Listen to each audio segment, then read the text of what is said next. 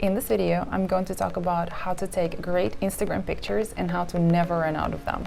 So if you're an entrepreneur and you have no background in modeling or photography and you would like to grow your Instagram account and take amazing quality pictures, and a lot of them, stay tuned until the end to find out my top tip, which makes my audience actually text me and tell me how much they love my photography. My name is Olga and I'm the founder of Upmarked, which is a platform for entrepreneurs to connect, learn, and hire. I started my Instagram about 3 months ago, and in those 3 months I grew to about 3,000 followers who continuously engage with me and who continuously tell me via DMs or just comments how much they love my feed and how much they love my photography. So without any further ado, tip number 1 is equipment. We do not use anything else other than an iPhone. An iPhone gives you so many options. It does a lot of auto corrections for you, and it has portrait mode, which is probably my favorite because automatically it takes amazing pictures. Even if you don't have any makeup on, it's all very easy. Tip number 2, and that is probably one of the most difficult things to figure out, especially if you don't have any experience or you just do not like modeling or being in pictures, and that is posing. So here is how to make it easy for you, because I am exactly like that. I do not like being in pictures. Spend a little bit of time in front of the mirror and try to figure out just your good angles. Try to take some selfies as well. Once you're done with that, take somebody you trust and take somebody you're comfortable with rather than trust out for a walk, and try all these poses out and have them take pictures of you. With time, you will get better and better and better, and it will become absolutely natural. If you will see some of my pictures, or actually most of my pictures on Instagram, they look absolutely natural. However, I can guarantee you they're all very much staged. Tip number 3 is finding an inspiring environment. And you might say, oh, you know, it's difficult, I'm living in a suburb and there is nothing inspiring around. That is never going to be true, because when you take a picture, your audience only sees a tiny part of what you see. So if, let's say, you're out for a walk and you see a bright blue wall and it's exactly same as your brand colors, just go ahead, stand in front of it, pose, and take a picture right there.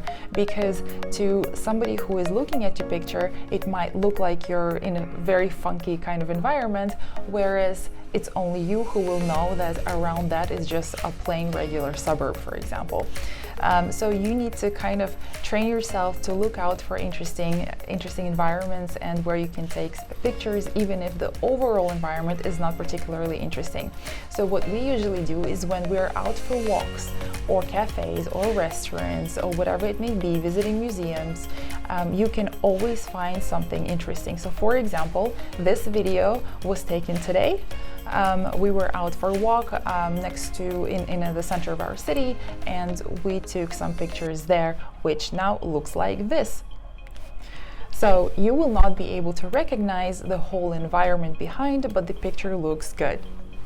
Tip number 4 is variety. So you might have figured out that you look best in a certain pose. However, you cannot take all your pictures like that.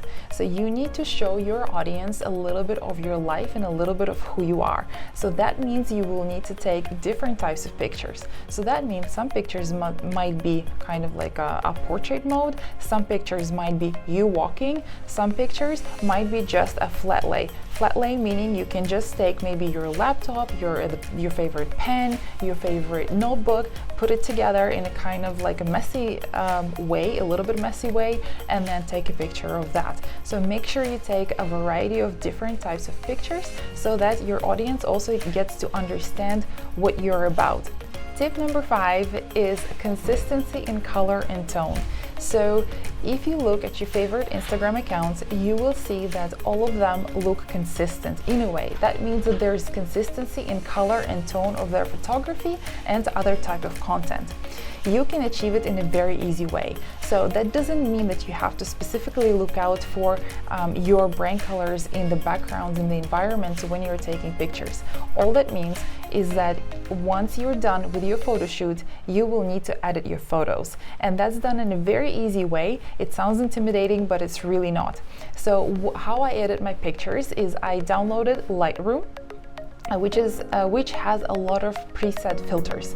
So when you take your pictures, the pictures that you like, upload them onto Lightroom, and you can apply, I usually apply one specific filter. So my brand colors are kind of cool and crisp and pastel, and those are the type of filters that I apply to my pictures. So that way, even if I have, let's say, green in the background, which might not be my brand color, if I apply that specific filter, it will slightly change the tone of the colors in my picture, and it will make them look consistent to my brand. So that is, I think that finishing touch is why I get so many comments on from my audience why they love my photos so much.